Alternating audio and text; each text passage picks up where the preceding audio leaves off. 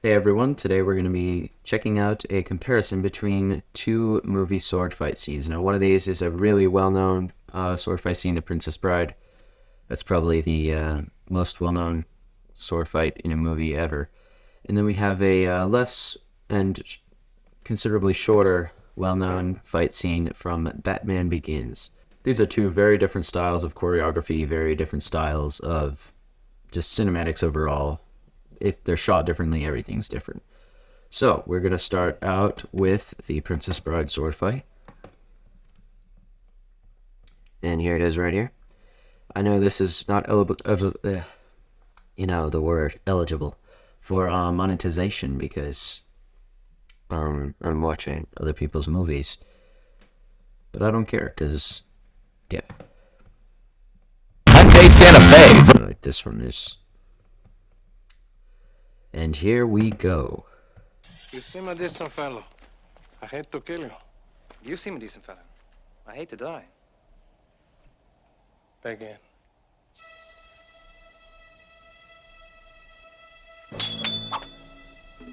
Really tense already. You can see they know, like, you can see everything that's going on right here.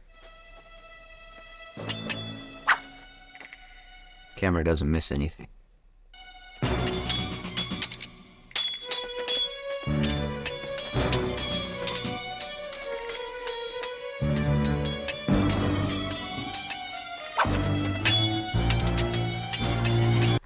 Okay, so that's been over the head over there. That was not really a realistic move, but many arguments have been made for this fight scene.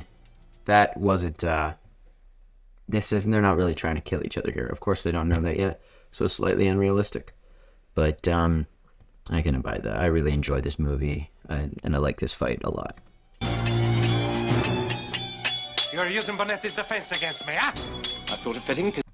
Already, we can see that there are very few cuts in this scene. Like, even when there's quite a bit going on, the camera cuts very little, and it allows the viewer to be able to see every little thing that they do. It's just a really smooth, really pleasant to watch fight. Considering the rocky terrain?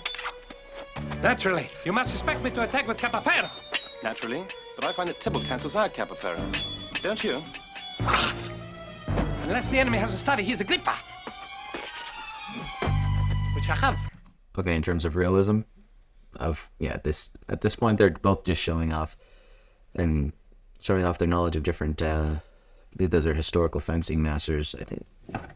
Yeah, I think. But you wouldn't obviously flip over somebody if you were actually trying to kill them. But they're not.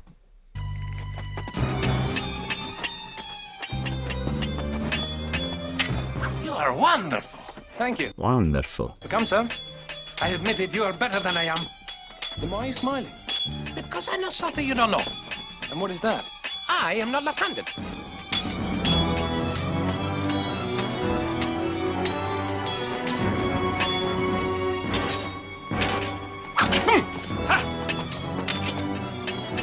You're amazing.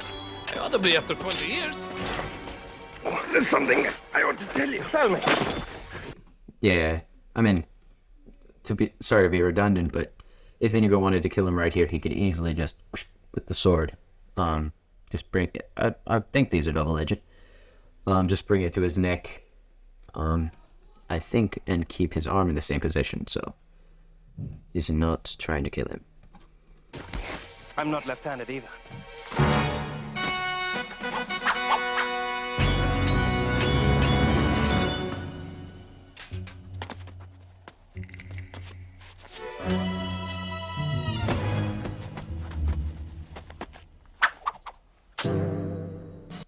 That was a very stop-motion shot, but it's fine. Show off. I love that pose. Who are you? No one of consequence. I must know. Get used to disappointment. Okay? Every line in this movie, every piece of dialogue is just so good. Like, I recently watched this movie again for like, I don't know, the 5th time, and for this time going through it, I really appreciated like all the lines. Just pretty much everything is just like a little clever jab or something. It's really good.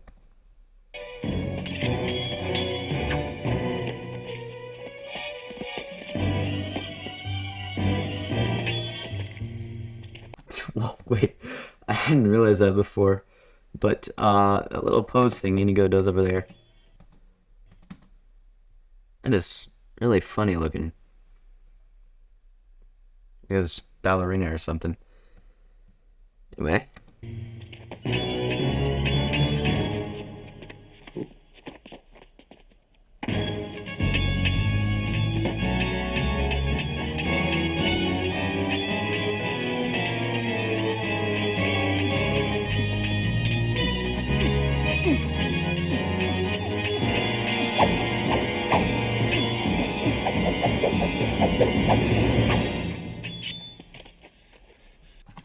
For a long time, I never understood what exactly happened there. But if you look closely, let me slow it down for you a bit. He just flips up his hair, seemingly as like a kind of distraction to bring his attention off his sword and like fluster him a little bit, and then which causes him to loosen his grip on his sword and then just slam down on his sword to knock it out of his grip. So, see. Yeah, I believe that is pretty well done. He looks very stunned, very confused. Oh, what am I doing? Okay. Going back to normal. And this fight is pretty much over anyway, so. Kill me quickly. I will soon destroy a stained glass window as an artist like yourself. However, since I can't have you following me either. Skadoosh. And so ends this fight. So overall on that, really smooth cinematography, really nice fight scene overall. Realism, it doesn't get a ton of points for realism, maybe like 6 out of 10. But just everything else made it super enjoyable, which is why so many people, experienced swordsmen and regular people alike, they all love this fight scene. Alright, so now we're gonna go to the Batman Begins katana fight. In Batman Begins, which I watched, I think it was a couple of months ago, the style of the fight scenes is dramatically different from movies like The Princess Bride. This style that you're about to see is becoming, I think, increasingly popular in movies and has been pretty popular for a while. So let's take a look.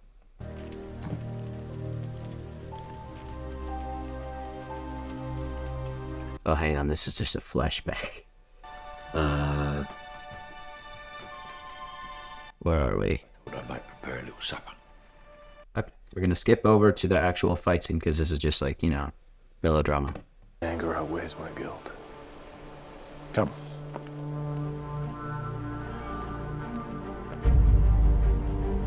You have learned to bury your guilt with anger. I will teach you to confront it and to face the truth. Alright, so we are on a frozen lake. 600. You can hear the ice cracking. That's a really realistic ice cracking sound, by the way. To become truly invisible. Invisible. Abhi! Ninja understands that invisibility is a matter of patience. Okay, so this, he just referred to them as ninja. Yeah, that's just, I don't know. There was I forget when this movie came out. I think it was like 2001, maybe? I don't remember. Anyway, the whole ninja thing, I'm not crazy about, but it's really nice cinematography so far. And agility.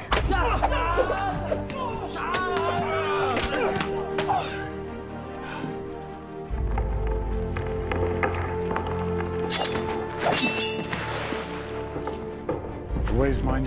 Couldn't really tell what happened there, but it looked to me like, what's his face? He just flips his sword up like this and then slams it down, which somehow makes him fall. I guess it's because the ice is slippery. I'll take it. Your surroundings. Okay, so you saw that. That was like every time somebody swung their sword the camera cut to a different angle. So that is obviously way harder to follow. But it does make for a little, it gives the viewer a little sense of the chaos or like the mental stress that you're feeling in a fight. Ninjutsu employs explosive powders. As weapons? Or distractions. Theatricality and deception are powerful agents. You must become more than just a man in the mind of your opponent. Who is he? He was a farmer, and he tried to take his neighbor's land and became a murderer. Now he is a prisoner. What'll happen to him? Justice? Crime cannot be tolerated. Criminals thrive on the indulgence of society's understanding. Okay, so this is a bit more unrealistic than the Princess Bride sword fight. We're seeing these big, like, wound up swings every time. I mean, a katana is not all that heavy. I can't say anything about the way they're holding it, or even most of the way they're using it, because I've never looked into Eastern, like Asian, Japanese style swordsmanship. But, I mean, it's visually pleasing to somebody who doesn't know what's going on. Your parents' death was not your fault. The landscape's beautiful.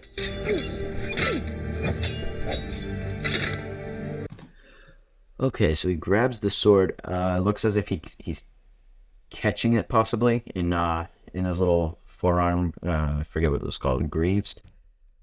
I believe that's what he's doing. Slide it up. Oh, I heard that creaking sound, like when you just ground it along the edge. That messed up his edge so bad, probably. Fathers.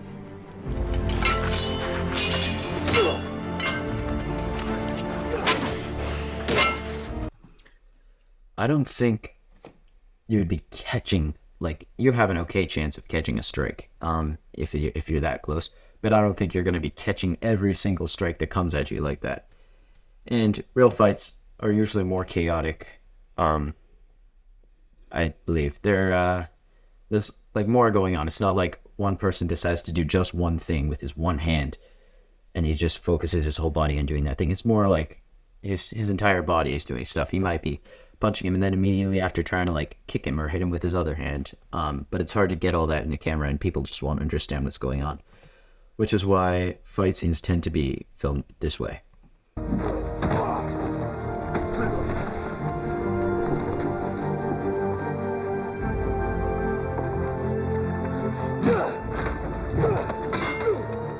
Again, really chaotic cuts and everything. Like, I don't know about you guys, but I could hardly tell what happened in that little, like, 3 seconds of action.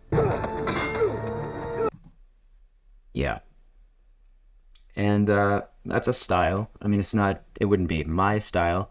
If I was trying to emanate, like, a really chaotic fight, then I might go for this to some degree. But I think, for me, this style of fight scene is a little bit much. I think they toned it down a bit in the second movie of this trilogy, so that's good. Anger does not change the fact. So that little throw there, you wouldn't, the only reason that Batman, well, he's not Batman yet at this point, but the only reason Bruce is jumping back like that, it's not actually because he was thrown.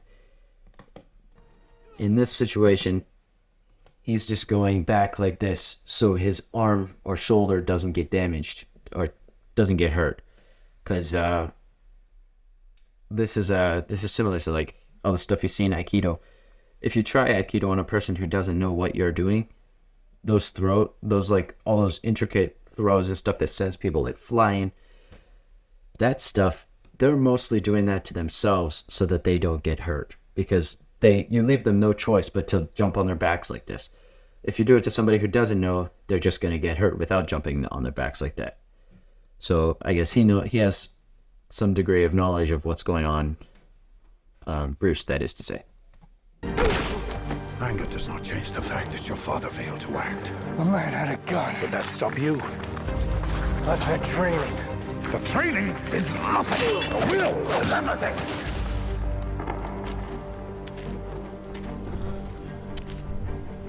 The will to act. Okay, so you have a sword. You have 2 hands on that sword, and you're standing with a guy in front of you, and you're gonna spin all the way around to, I don't know, build up momentum in your swing. You can throw a swing just as hard, or throw a cut just as hard, just by going like there's no need to spin around and do this whole big video game looking thing.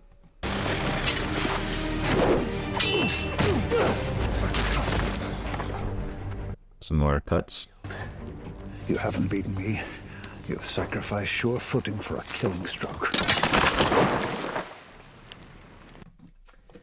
And that's it. We end with Bruce falling through the ice because he has sacrificed sure footing for a killing stroke. Anyway, very interesting way this was filmed. Obviously, it gets maybe 3, 4, probably 3 out of 10 for realism. Visually pleasing though, and this is an important scene in the movie and in the trilogy overall. This is basically where Batman gets most of his mentality. You hear a lot of lines in this scene that are used later on, like you have to be more than human to your enemy, which is said, I think, towards the beginning. And that's basically what he tries to be. He tries to be like above human to them. There's a line in the second movie like you have limits or something, Alfred says, and he says Batman can't have limits. Something like that. Yeah. Anyway, hope you guys enjoyed it. This was fun for me. I get to watch 2 fight scenes, which I'll take any day. And you guys get to watch a breakdown. So, see you in the next one. I know I haven't uploaded in a while.